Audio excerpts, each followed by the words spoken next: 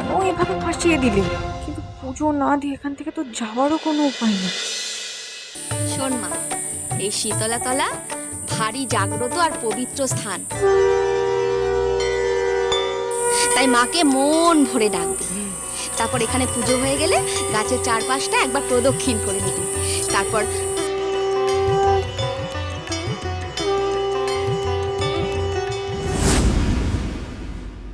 আর ভালো লাগছে না আমার। মেয়েটার জন্য আর কি কি যে করতে হবে আমায়। কিন্তু আমি একটা কথা কিছুতেই বুঝতে পারছি না, এই মৃদুল নিজে থেকে এসব আয়োজন করেছে কেন?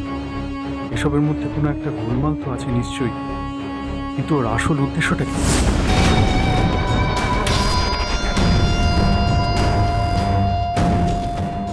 আর ঠিক কয়েকটা মিনিটের অপেক্ষা, তারপরেই আমি আজ সারা গ্রামের সামনে তোদের মিথ্যেটা নিয়ে আসবো বিন্দি। কেউ আটকাতে পারবে না। বিন্দির মা কি কথা বললো শুনেছ তো? এই শীতলা তলা হচ্ছে খুব জাগ্রত। সেই কোন কাল থেকে শুনে আসি এই জায়গার মাহাত্ম্য। মা ঠাকুমা কি বলতেন জানো আমাদের? বলতেন যে দেবী যদি পুজো নিয়ে একবার তুষ্টটি হয়ে যান, তাহলে সেই জুটির বিয়ে কোনো দিন ভাঙে না, কোনো দিন না। ও বিন্দিমা, তুই তো জানিস আমরা সব দিনক্ষণ দেখে টেকে তবে গিয়ে শুভ কাজ করি। যা করবি তাড়াতাড়ি করবি, বুঝলি? তাড়াতাড়ি করবি, কারণ একটু পরে অমাবস্যা পড়ে যাচ্ছে, আর অমাবস্যায় তো কোনো শুভ কাজ হয় না। হ্যাঁ, তুই নে নে নে, তাড়াতাড়ি নে, তাড়াতাড়ি সব গুছিয়ে নে। দেখ দেখ খালা সব ঠিক করে গুছিয়েছিস নাকি দেখ। যা যা তাড়াতাড়ি যা, পুজোটা সেরে নে আগে, যা। ভালো লাগছে না, বিশ্বাস করো। একদম আমার এখানে থাকতে আর একদম ভালো লাগছে না। এই ঝামেলা যত তাড়াতাড়ি নিবে তত তাড়াতাড়ি আমরা বাড়ি যেতে পারবো। আমি বাড়ি ফিরতে চাই। শোন বর্দি, আমরা বিন্দির জন্য এত কিছু করলাম, আর একটু কিছু ঘন্টার তো ব্যাপার, একটু সহ্য করে নে প্লিজ। Okay fine. সত্যি স্যারের মতো মানুষ হয় না, সবটা মুখ বুঝে মেনে নিয়েছে, শুধুমাত্র বিন্দি দিদির জীবন বাঁচানোর জন্য, ওর লেখাপড়া যাতে বন্ধ না হয় তার জন্য। সত্যি, যে মানুষটা আমার মা মারা যাওয়ার পর কোনোদিন ঠাকুর ঘরেও ঢুকেনি, ঠাকুরের প্রসাদ অব্দিও নেয়নি, আর সে পুজো করতে রাজি হয়ে গেল। আমি বুঝতে পারছি বাবা কতটা আনকমফোর্টেবল হয়ে এইসব কাজ করছে, আর এদিকে আমি বাবাকে এতদিন ভুল বুঝে এসেছি। শোনো, যা করো তাড়াতাড়ি করতে বলো এদের। এমনি আমি এসব বিশ্বাস করি না, আর আমার ভালো লাগছে না এসব ড্রামা। আই আন্ডারস্ট্যান্ড স্যার, আর বিশ্বাস করুন আমারও ভীষণ অস্বস্তি হচ্ছে। আর আমি তো বুঝতে পারিনি যে এখানে এসে এইসব করতে হবে। এই মৃদুল আর ওই গ্রামের লোকেদের জন্য ফেসে গেলাম আমরা। বাট আপনি টেনশন করবেন না স্যার, ওই তো বরণটুকু করতে হবে আর প্রদক্ষিণই তো করতে হবে। আমি সবটা ফটাফট সামনে নেব। ওকে।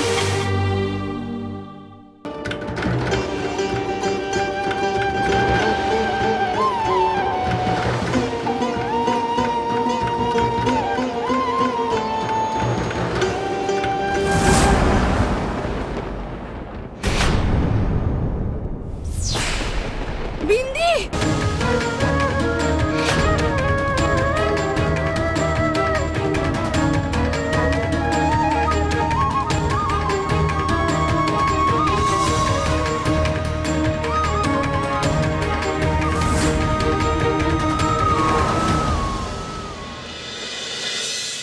তো ক্লাস শেষ হয়ে গেলে আমি এখানে তোর জন্য দাঁড়িয়ে অপেক্ষা করব। চলে আসি। ঠিক আছে, আমারও সেকেন্ড ইয়ারের ক্লাস নেওয়ার আছে। আচ্ছা আমি গেলাম তাহলে, তুই দেরি করিস না কিন্তু, টাইমলি চলে আসবি, ঠিক আছে? জাস্ট অসহ্য। এই মেয়েটা সারাটাক্ষণ আমাকে পাহারাদারদের মতো চোখে চোখে রাখছে, আমাকে শান্তিতে একটু নিঃশ্বাসটুকু নিতে দিচ্ছে না। ঠিক আছে, যা ইচ্ছে তাই করুক, আমিও ছাড়বো না। এই সব কিছুর বদলা আমি নেবই নেব। আমি জানতাম তুই আমার অফারটা ইগনোর করতেই পারবি না।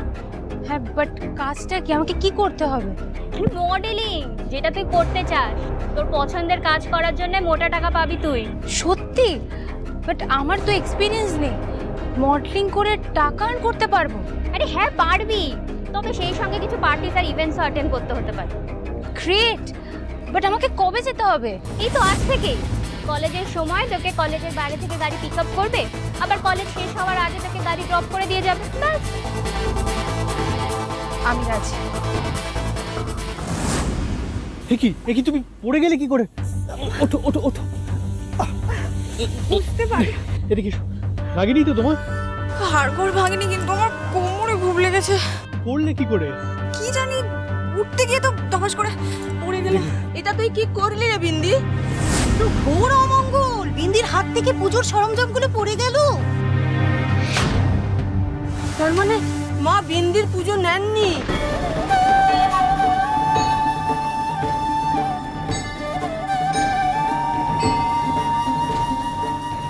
ও বিন্দি মা, তুই কি করলি? বলি নিজেকে একটু সামলে নিতে পারলি না? এ তো অনর্থ হয়ে গেল।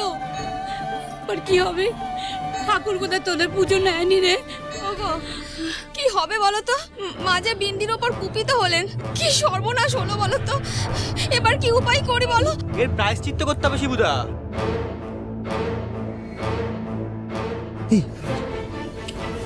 কিসের প্রায়শ্চিত্ত? প্রায়শ্চিত্তর কথা আসছে কোথা থেকে? এটা তো একটা অ্যাক্সিডেন্ট, স্লিপ করে পড়ে গেছে। আচ্ছা, এটা কি বললেন? এই এত লোকজন এখানে এসে পুজো দেয়, তাদের সাথে তো এরকম হয় না।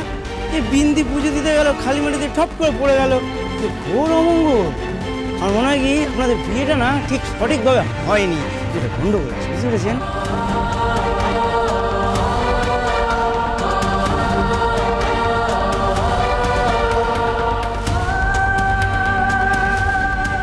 একদম একদম ঠিক কথা। আর তাছাড়া ওনাদের বিয়েটা তো আমরা চোখেও দেখিনি, আদেও বিয়েটা ঠিকঠাক নিয়ম মেনে হয়েছে কিনা তাও জানি না। তাই এদেরকে আজকে একটা প্রায়শ্চিত্ত করতেই হবে। এই মায়ের মন্দিরের সামনে এদেরকে আজকে আবার বিয়ে করতে হবে।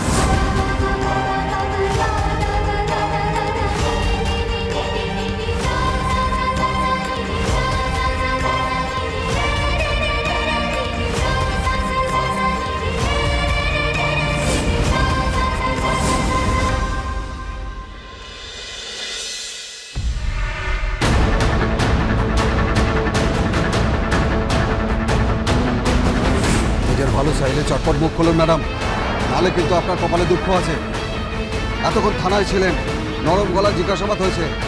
আমাদের ডিপার্টমেন্টে পা রাখলে সারে সর্বনাশ শুরু হয়ে যাবে আপনার। যতক্ষণ না সত্যিটা বলবেন ততক্ষণ কিন্তু আপনার রেহাই নেই। রেকর্ড আছে, ওখানে যে ক্রিমিনাল ঢোকে তার যে কী ভয়ঙ্কর অবস্থা হয় সেটা আপনার কল্পনার বাইরে।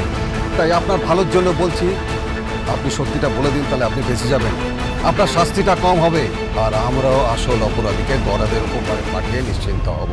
বলুন আপনি কার জন্য কাজ করেন, বলুন। আচ্ছা, আপনি একই কথা আমাকে বারবার বলে কেন ভয় দেখাচ্ছেন বলুন তো?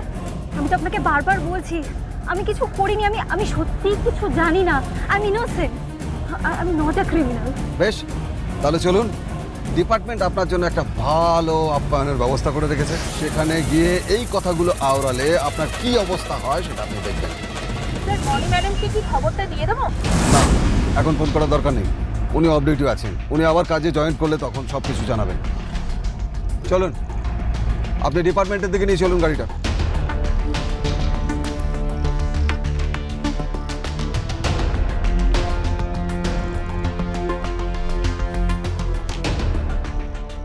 সামনে কিছু একটা হয়েছে মনে হচ্ছে, আমি দেখছি স্যার। যান, গিয়ে দেখে আসুন।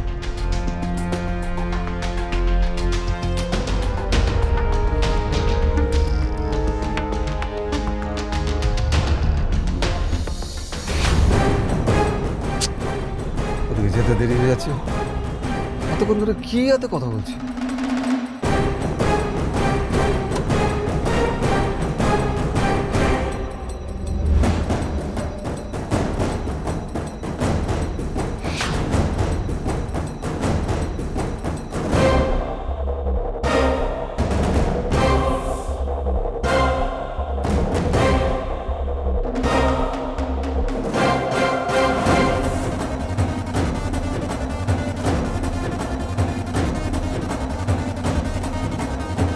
কনস্টেবল,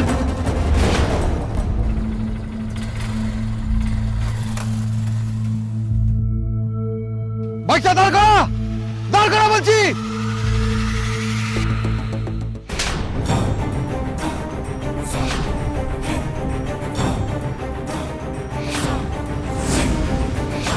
আপনারা এসব কি বলছেন? কিসের বিয়ে? কি ঋদ্ধিমান বাবু, বিয়ের কথা শুনে আপনি এরকম চমক করছেন কেন? এই দেখুন, বিন্দির সাথে তো আপনার একবার বিয়ে হয়েই গেছে। আপনি তো বিন্দির সাথে সংসার করছেন, এই গ্রামের লোকের শান্তির জন্য আর একবার বিন্দির সিঁদুরে একটু সিঁদুর দিয়ে দিন। মায়ের সামনে সিঁদুর পড়ালে না এই অমঙ্গলটা কেটে যায়, বুঝতে পেরেছেন?